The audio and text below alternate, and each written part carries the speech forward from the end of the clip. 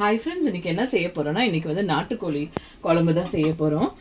எல்லாருக்கும் கோல்டு பிடிச்சிருக்கு, வாய்ஸ் பார்த்தாலே உங்களுக்கு தெரியும். அதனால் ஒரு நாட்டுக்கோழி வாங்கியிருக்கேன். அது கொஞ்சம் எப்போவுமே நாட்டுக்கோழியில் அவ்வளோ சதை இருக்காது, கொஞ்சம் அது மாதிரி சப்பையாக தான் இருக்கும். அது பார்த்துக்கோங்க. இப்போ அதுக்கு வந்து எப்படி குழம்பு வைக்க ஈஸியாக வீட்டில் இருக்க பொருளை வச்சு ஒரு குழம்பு எப்படி வைக்கலான்னு சொல்லி பார்த்துக்கலாம் பாருங்கள். இப்போ வந்து ட்ரையாக ஃப்ரை பண்ண போகிறதில்ல, எண்ணெயில் போட்டு தான் நான் ஃப்ரை பண்ண போகிறேன். கொஞ்சமே எண்ணெய் விட்டுக்கோங்க. எண்ணெய் விட்டுட்டு இதெல்லாமே கட்டுங்க, மிளகு, ஜீரகம், சோம்பு மூணையும் போட்டு டக்குன்னு ஒரு வதக்கி எடுத்துக்கலாம். இது ட்ரை ஃப்ரை கூட பண்ணி அந்த மாதிரி இந்த பொடியாக போடுவாங்க. நான் மொத்தத்தையும் ஒன்றா போட்டு இது பண்ணிடுவேன்.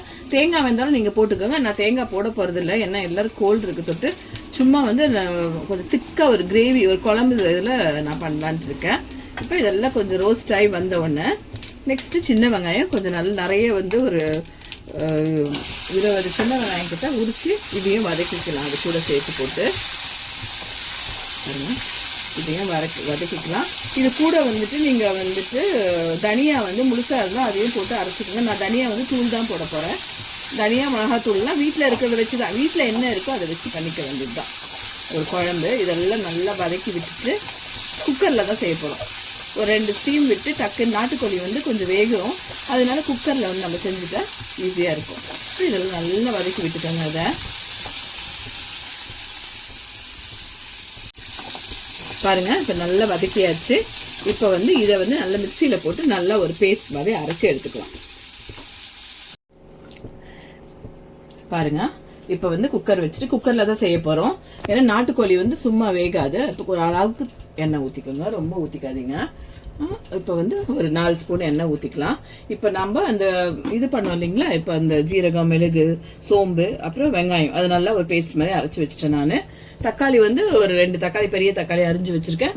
திருப்பி கொஞ்சம் சின்ன வெங்காயம் அரிஞ்சு வச்சுருக்கேன். வந்துட்டு இப்போ வந்து நம்ம ஒன்று ஒன்றா எப்படி இந்த ப்ராசஸ் பண்ணுறதுன்னு நான் உங்களுக்கு காட்டுறேன் பாருங்கள். இப்போ வந்துட்டு நம்ம சின்ன வெங்காயத்தை போட்டுக்கலாம்.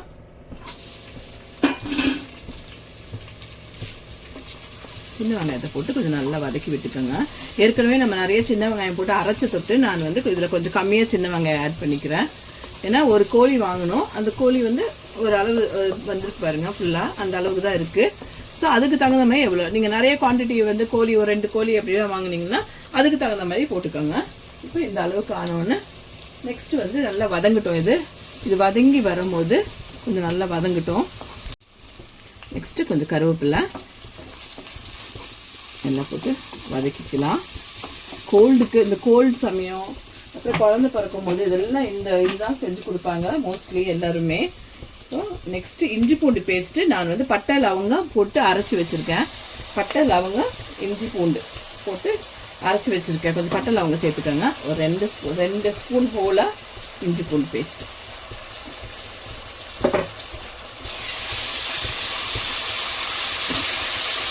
அதையும் போட்டு நல்லா வதக்கி விட்டுக்கோங்க.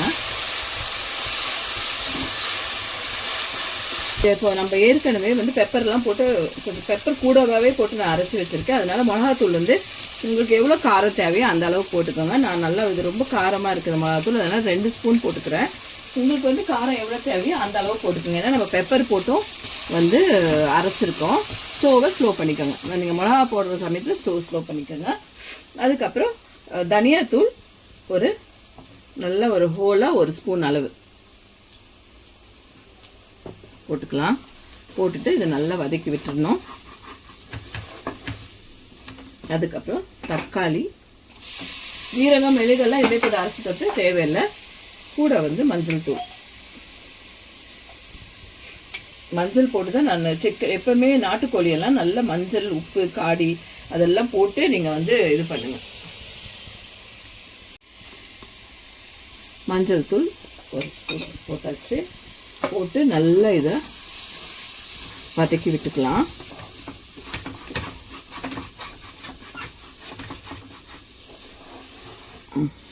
வதக்கி வச்சுட்டு அப்புறம் நம்ம இந்த பேஸ்ட் வச்சுருக்கோம் இல்லையா, இந்த பேஸ்ட்டையும் இதில் போட்டுக்கலாம். ஃபாஸ்ட் ஆயிருங்க, டக்கு டக்கு டக்குன்னு ஆயிரும்.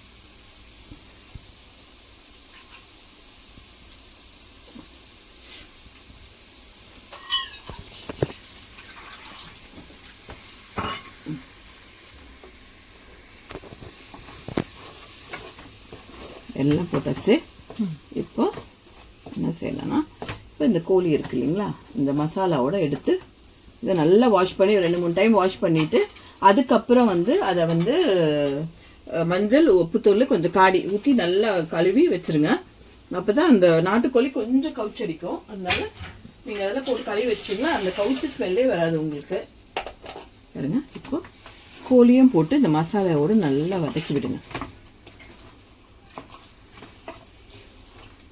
ஒரு மாதிரி ப்ரௌன் கலராக வருங்க இது. இப்போ வந்து ஒரு 2 ஸ்டீம் விட்டுட்டு கொஞ்சம் தண்ணி ஊற்றிட்டு 2 ஸ்டீம் விட்டு நம்ம வந்து இது பண்ண வேண்டியது தான். இப்போ இதுக்கு வந்து தேவையான தண்ணி எவ்வளோ தண்ணி வேணும் அந்த அளவு, ரொம்ப ஊற்றிக்காதீங்க. முழுகிற அளவுக்கு தண்ணி ஊற்றினா போதும். கொஞ்சம் தண்ணி ஃபஸ்ட்டு கொஞ்சம் தண்ணி ஊற்றி இதை நல்லா மிக்ஸ் பண்ணி விடுங்க. இப்போ அடியில் இருக்க அந்த மசாலா அந்த சிக்கனில் வந்து நல்லா ஃபுல்லாக இப்போ ஃப்ளேம் வச்சுக்கோங்க. ஸ்டவ் வந்து ஃபாஸ்ட் பண்ணி வச்சுட்டு நல்லா இந்த மசாலாவோடு சேர்த்து இதை நல்லா வந்து வதக்கி விடுங்க. வதக்கி விட்டுட்டு இப்போது தேவையான அளவு உப்பு, எப்பவுமே நான் சொல்கிறது தான், சிக்கனுக்கு வந்து பார்த்து உப்பு போட்டுக்கோங்க. ஏன்னா நிறைய உப்பு கறிக்கும். அதனால் அது தேவையான அளவு உப்பு போட்டாச்சு. இப்போ தண்ணி வந்து இன்னும் கொஞ்சம் ஊற்றிக்கலாம். நம்ம இந்த கோல்டுக்கு நல்லா வந்து கோல்டு சளியெல்லாம் நெஞ்சு சளியெல்லாம் அறுத்துட்டு வந்துடுங்க நாட்டுக்கோழி. பாருங்க, மூழ்கிற அளவுக்கு தண்ணி ஊற்றினா போதும். ரொம்ப தண்ணி ஊற்றிக்காதீங்க, இன்னும் தண்ணி விடும். அதனால நல்லா போட்டு சிக்கன் மூழ்கிற அளவுக்கு தண்ணி வச்சா போதும். இல்லைன்னா ரொம்ப தண்ணி குழம்பு மாதிரி வந்துடும். தண்ணி குழம்பா வைக்கலாம். நாட்டுக்கோழியில் தண்ணி குழம்புன்னு ஒன்று வைப்பாங்க. அதுவும் வந்து அதுக்கு இன்னும் கொஞ்சம் நல்லா தண்ணி ஊற்றி வச்சா நாட்டுக்கோழி தண்ணி குழம்பு அதுவும் நல்லா தான் இருக்கும். அவ்வளோதான். எவ்வளோ ஃபாஸ்ட்டாக முடிஞ்சிச்சு பார்த்தீங்களா? இந்த மாதிரி கோல்டு இருக்கும்போது சளி பிடிச்சிச்சுன்னா குழந்தைங்களுக்கு நாட்டுக்கோழி சூப்பு வச்சு கொடுங்க. நாட்டுக்கோழி வந்துட்டு வாங்கி வறுவல் மாதிரி பண்ணி கொடுங்க. இல்லைன்னா நம்மளுக்கு வந்துட்டு இந்த மாதிரி கிரேவி மாதிரி வச்சு சுட சாதத்தில் போட்டு சாப்பிட்டா அவ்வளோ டேஸ்ட்டாக இருக்கும். எங்களுக்கு எல்லாருக்குமே கோல்டு பிடிச்சிருக்குது. அதனால தான் இப்போ இது பண்ணியிருக்கேன். நாட்டுக்கோழி வாங்கிட்டு செய்யலான்னு சொல்லி இப்போ வந்து கொத்தமல்லி போட தேவையில்ல. இப்போ இதெல்லாம் போட்டுட்டு உப்பு கிப்பு எல்லாமே போட்டாச்சு. இப்போ வந்து க்ளோஸ் பண்ணிவிட்டு ஒரு 2 ஸ்டீம் விட்டு இறக்க வேண்டியது தான். 2 ஸ்டீம் வந்தாலும் ஸ்டவ் ஆஃப் பண்ணிடுங்க. ஆஃப் பண்ணிவிட்டு எடுத்து பார்த்தா கறி நல்லா வெந்திருக்கும். இப்போ பார்க்கலாம். பாருங்க, ஸ்டீம் முடிஞ்சிருச்சு. 2 ஸ்டீம் விட்டாச்சு. குழம்பு எப்படி வந்து பாருங்க. ஒரு 2 ஸ்டீம் விடணும் இதுக்கு. சிக்கனுக்கு நாட்டுக்கோழிக்கு வந்து நல்லா 2 ஸ்டீம் விட்டாதான் இந்த அளவுக்கு வெந்திருக்கும். தெரியுதுங்களா உங்களுக்கு? புரியுதா? பாருங்க, தண்ணி கரெக்டாக அது மூழ்கிற அளவுக்கு தான் தண்ணி வச்சேன். திக்கா இருக்கு. நம்ம இப்போ போட்டு ஒரு ஆன் பண்ணிட்டு கொஞ்சம் கொத்தமல்லி மட்டும் தூவி அவ்வளோதான், முடிஞ்சு போச்சு. எவ்வளோ ஃபாஸ்ட்டாக முடிஞ்சிச்சு பாருங்க. ரொம்ப டைம் எல்லாம் எடுத்துக்கல, டக்குன்னு முடிஞ்சிச்சு. இது மாதிரி செஞ்சு சூடு சாதத்தில் நீங்கள் போட்டு சாப்பிட்டீங்கன்னா இருக்க சளி ஃபுல்லாக அறுத்துட்டு வந்துடும். அதுவும் கொஞ்சம் பெப்பர் ஜாஸ்தியாக வச்சே போட்டுக்கோங்க. நானும் இதுக்கு பெப்பர் தூக்கலை தான் வச்சுருக்கேன். இதுக்கு வந்துட்டு இப்போ சர்வ் பண்ணிக்கலாம்.